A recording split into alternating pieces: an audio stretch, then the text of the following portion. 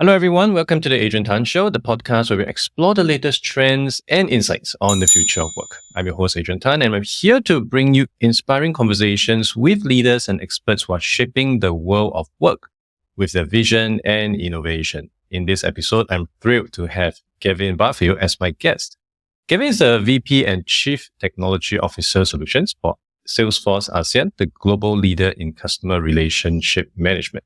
He's responsible for leading a team of solution architects who help customers across Southeast Asia transform their businesses with Salesforce solution. So without further ado, let's welcome Gavin to the show. Hi, Gavin. Thank you for joining me today. Hi, Adrian. Good to be here. Thank you so much. Thank you so much for coming on. I hope I got your introduction right, but in case there might be some parts that I missed out, could you just do a quick one for our listeners?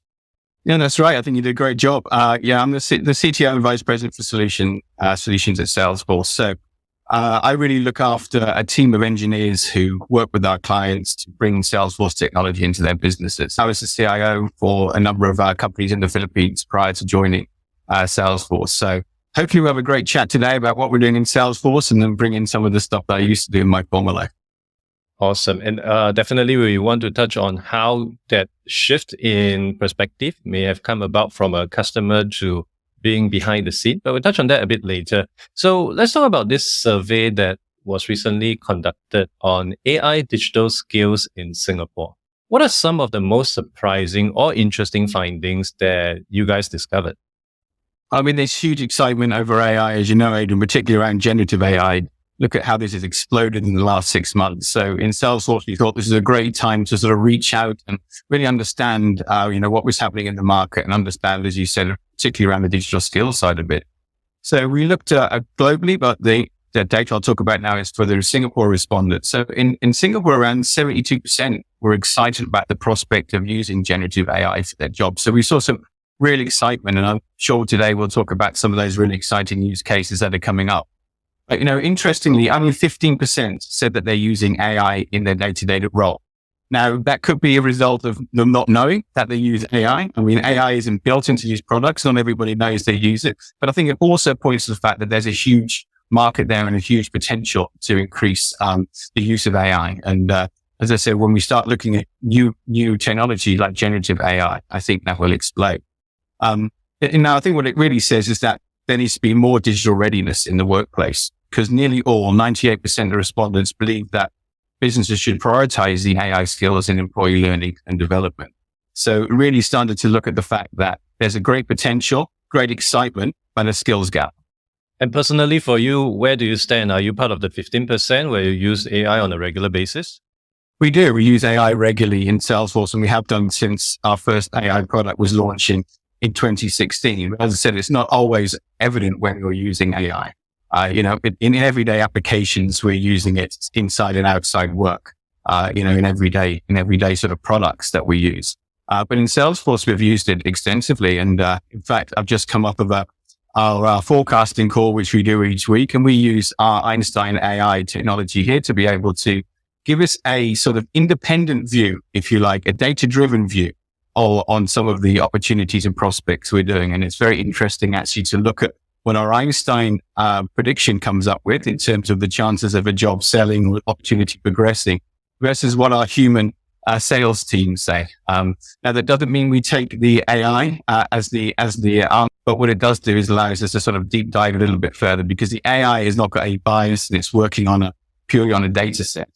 So we're able to sort of flag up areas that we can say, hey, Einstein is saying this, your chances of this might be low. The salesperson is saying the chances of this might be high.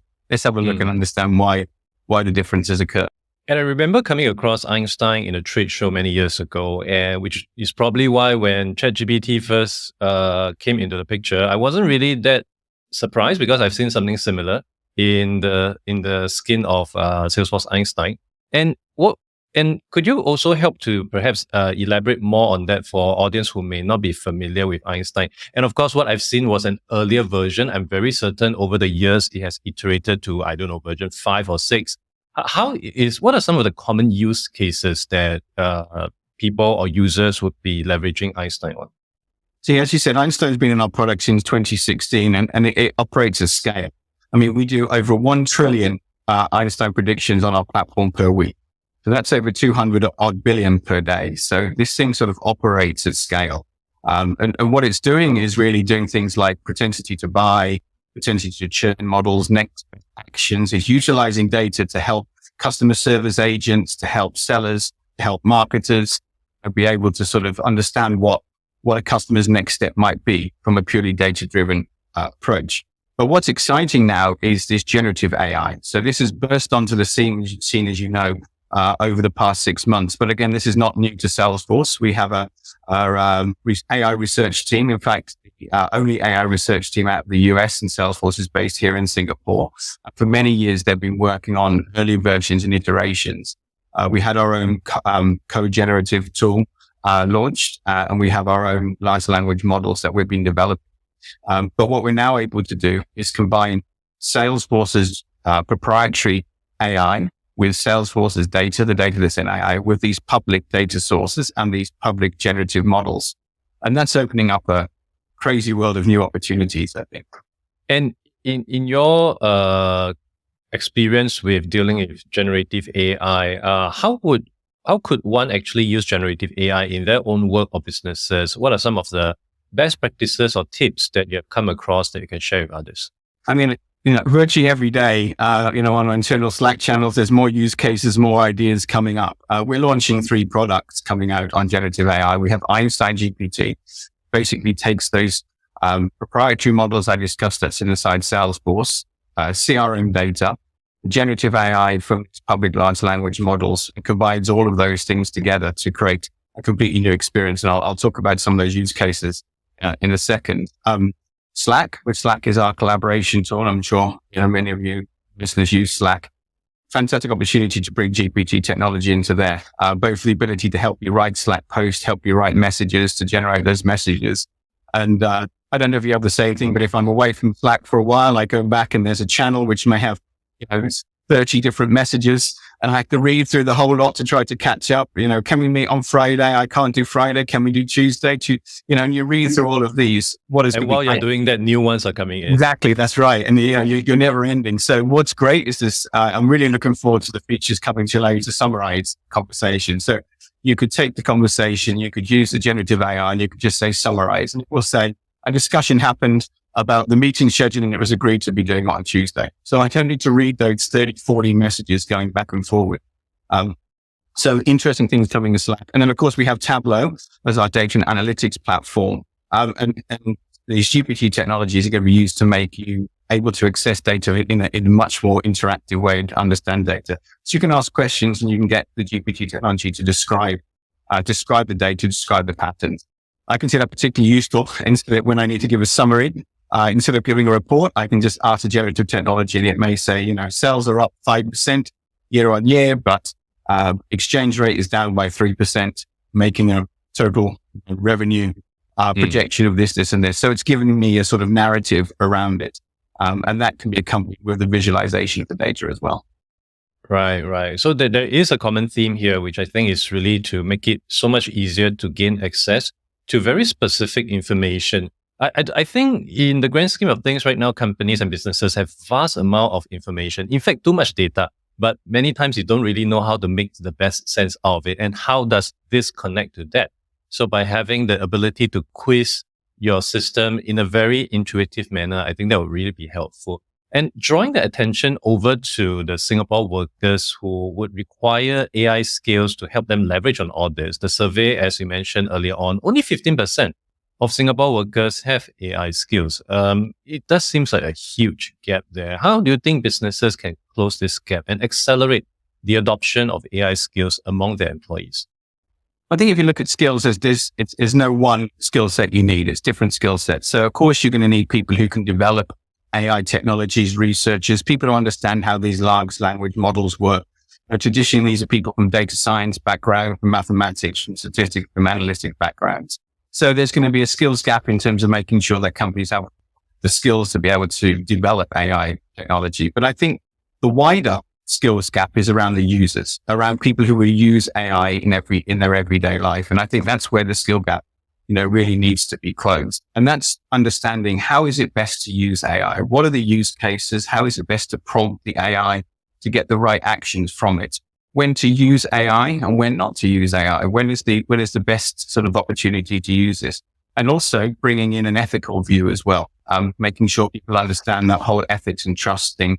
That is very critical at the moment with these new AI technologies coming into play.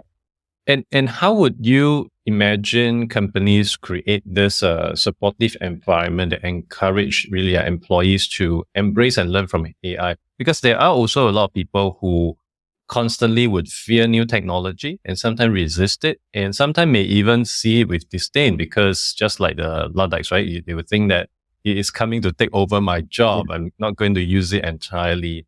What would you have to say to this group of people?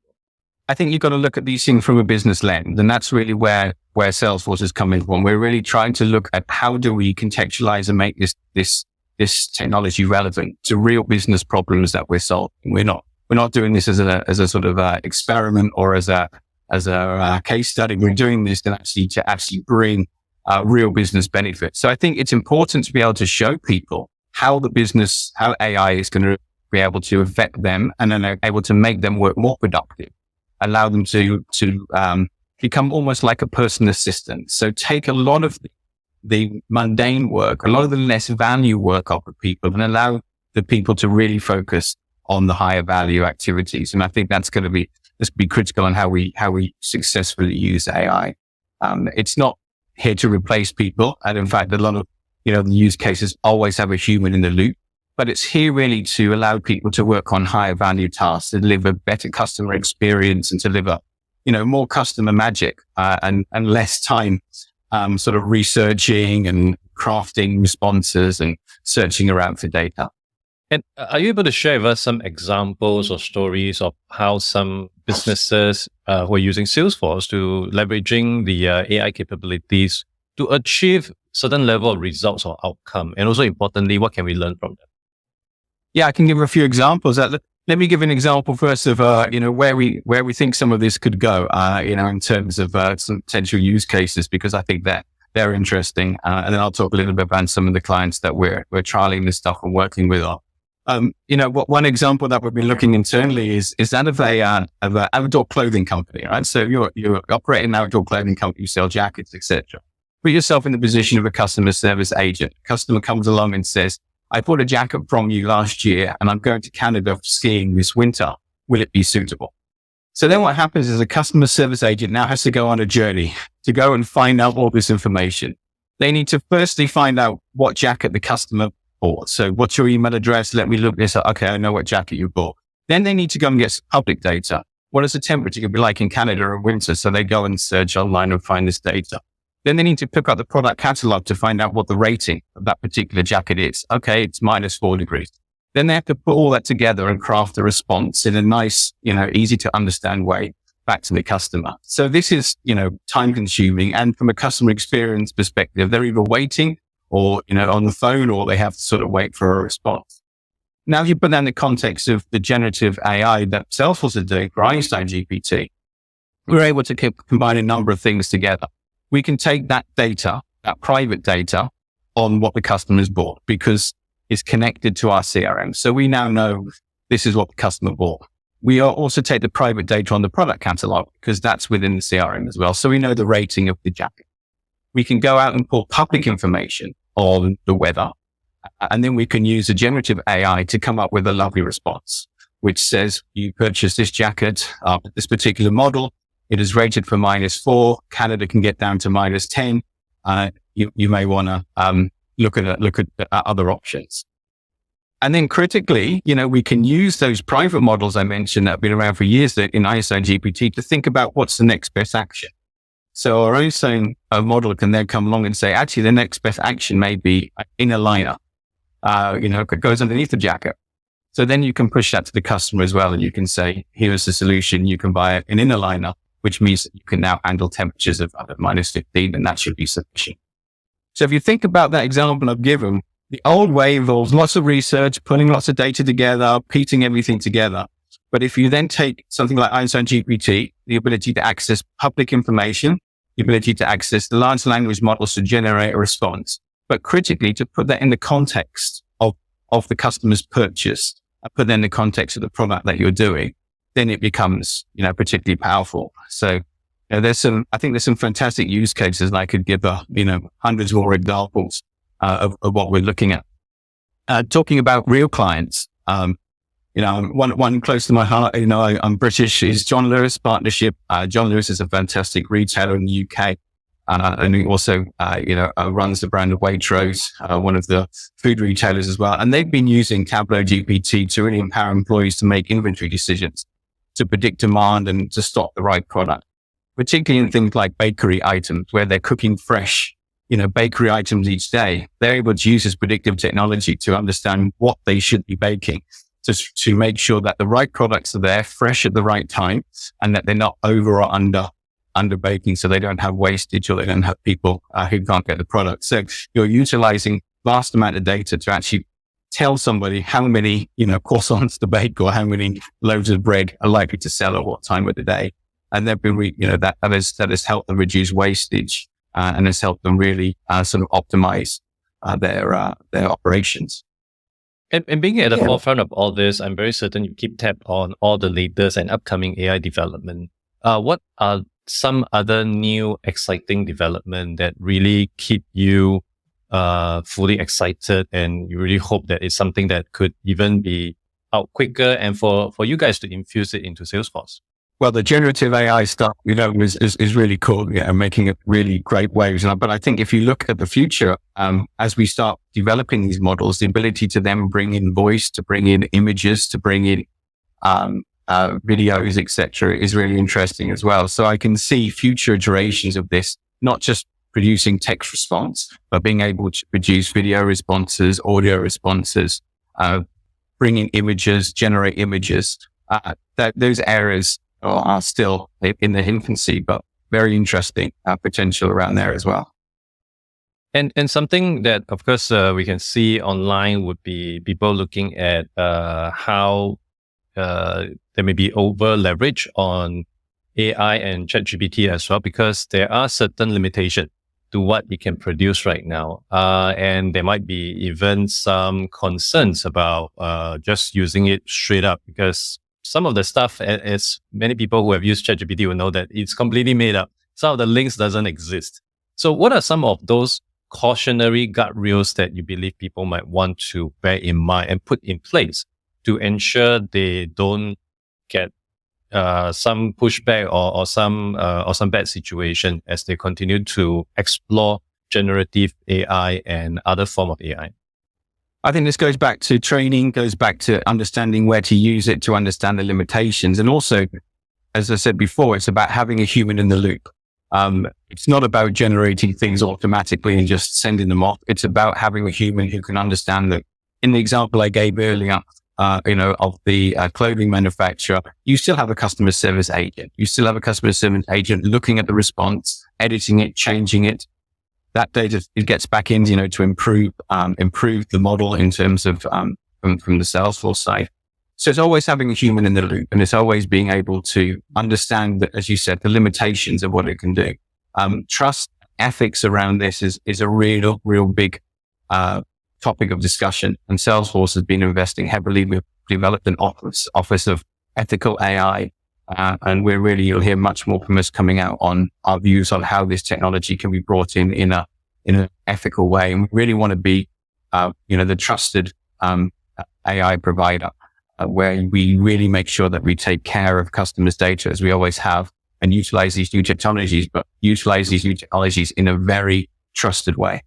Thank you so much. And for people who may be keen to find out more about Salesforce AI initiative, as well as maybe to learn more about yourself, where can they go to? Well, online, there's plenty of stuff online. So obviously you can check out our website, salesforce.com. But I think what will be great is for people to look at our learning platform. So we have a learning platform called Trailhead. The content on there is free. There's a large amount of content on there that you can subscribe to. You can join as a learner, and you can take courses on a lot of these topics. So we really encourage people to understand more about the technology by utilizing Trailhead and some of our other resources out there. We really want to overinvest in helping. And to your point earlier on skills, I think companies like Salesforce have a duty and obligation to help industry and to help academic institutions, etc. And this is why we've just signed a partnership with ITE to help develop CRM skills for 7,500 students. And as I said, a lot of the stuff we offer in Trailhead is for free as well. So there's a mine of information out there, and really, really great resources to learn. Awesome. And with that, I think really helps company to not just create the supportive environment, but also to find a source of resources to help enable and to encourage the adoption of all these AI skills within their workforce. And also for the individuals out there, even if you're not part of an organization, but you're just keen to learn, there is troves of information that Salesforce is providing for you to really get started on this AI journey. And with that, thank you so much for your time, Gavin, for coming onto the show and to share more with us about Salesforce initiative and also more on this AI skills survey. Thank you so much.